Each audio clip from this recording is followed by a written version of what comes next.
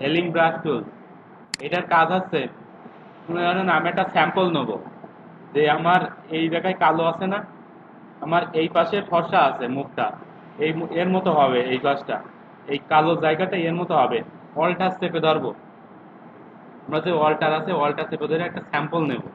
Sample যেরকম এই অলটা চেপে ধরলে এরকম একটা বাটন আসছে, এই এই যে ইন্টারফেসটা আসছে। এখানে আমি এই জিনিসটা একটা স্যাম্পল নিলাম। এখন আমি এখানে যদি দেখেন, এই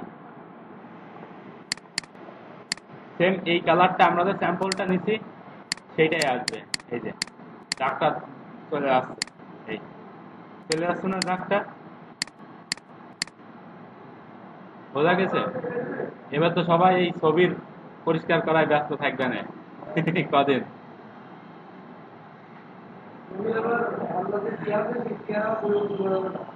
এই যে ফটোশপ আমি এই রাফ ইউজ করার জন্য মানে আমি শেখাই না, আর ওটা আমার ভালো লাগে না যে কেউ পিকচার টিকচার এখান থেকে এটা ওখানে জোড়া দেবে, কিংবা এই পরিষ্কার করবে ওই পরিষ্কার করবে। আমি কি ওই যে ফটোর দোকানদার যে ওইটা করব? আমরা যেটা ক্রিয়েটিভ কাজ করবো, যে কোনো ক্রিয়েটিভ জিনিস করবো,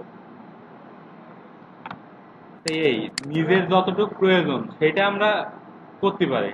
যে একটা ছবি প্রিন্ট করার দরকার, আমি গ্রাফিক্স জানি, আর সেই জেনেও যদি আমার দোকানে যাওয়া লাগে তাহলে শেখার মানে কি? দেখ এই, হ্যাঁ, এইটা এই এর কাজ হচ্ছে এই।